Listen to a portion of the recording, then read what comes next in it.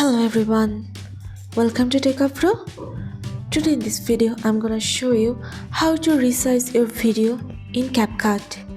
Before starting the video, please subscribe to Techavro. So let's get started. For this, you have to open your CapCut.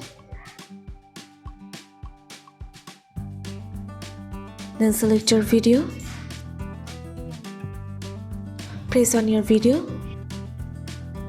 Now search for transform.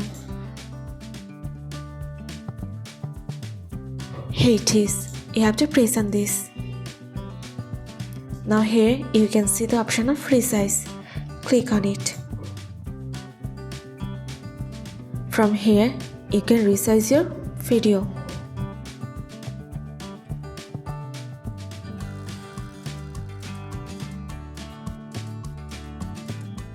You can resize your video as you want.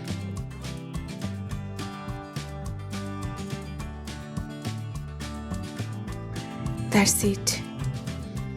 So this is how to resize video in CapCut. So guys, that's it. You can do this. I think this video is very helpful to you.